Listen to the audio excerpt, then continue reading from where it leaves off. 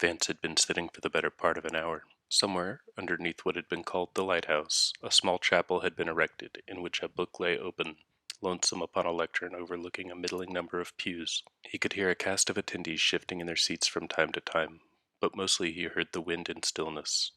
Vance had arrived early in the morning, as much as morning remained a concept on this blasted planetary waste.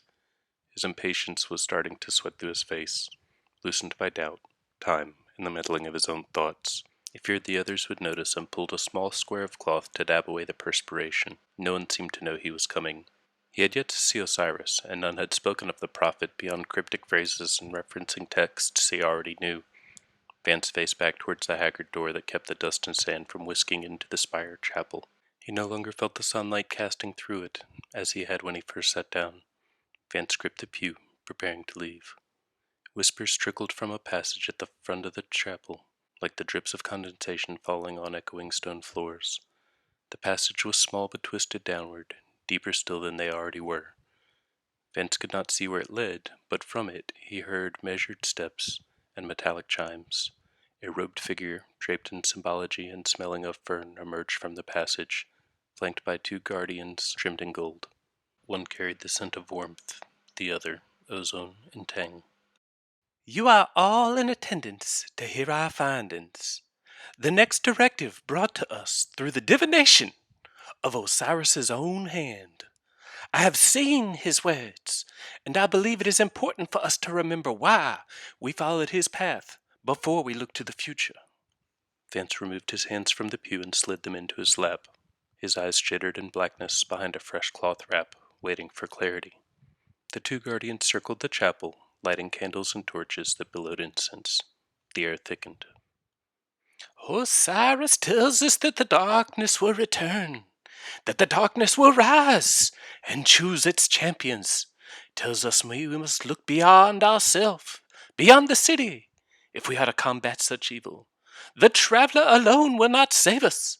We are meant to save the traveler and all of its people. Vance could not help his outburst. The very same who would cast us out? Who exiled the prophet? Sister Four allowed the murmurs to rise, simmer, and then rest before speaking.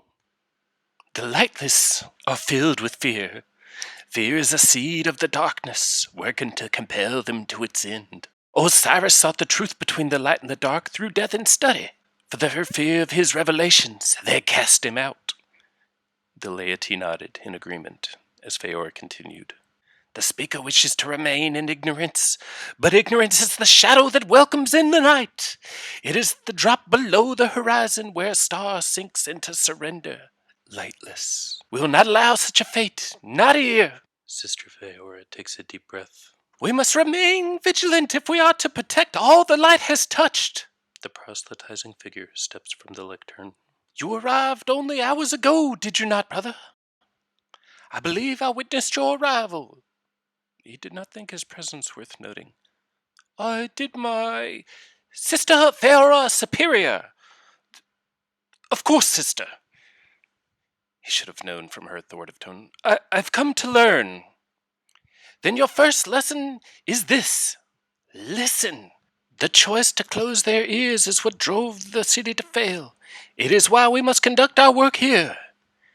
It is why, without us, their walls will be for nothing. Vance felt silent. Sister Feora let his submission linger, and then she continued. Each risen light bearer, each guardian, is light made flesh by the traveler. They are light, and light is wielded. When we refuse to wield the light as needed, we give ground to the darkness. Sister Feora looked over her congregation. I'm sure many of you have grown curious as to what light we could wield somewhere as desolate as this.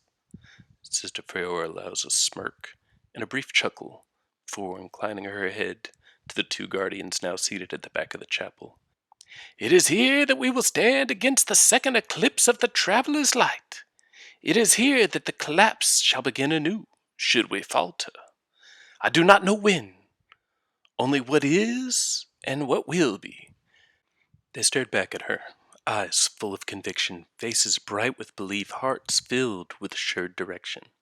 Their minds lacked nuance, Vance's chest swelled as he breathed in their stalwart faith, coiled around sweetly smelling barks and spices that popped over torchlight. The spires of Mercury shall be filled with the glory of the traveler. Their light will shine against the long shadow when darkness reaches to snuff out the sun.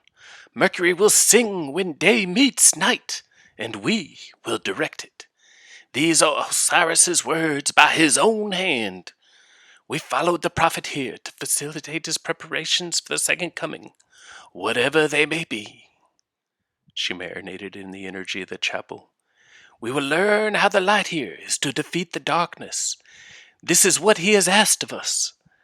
These lighthouses are our deliverance. And now, my brothers and sisters, there is much work to do.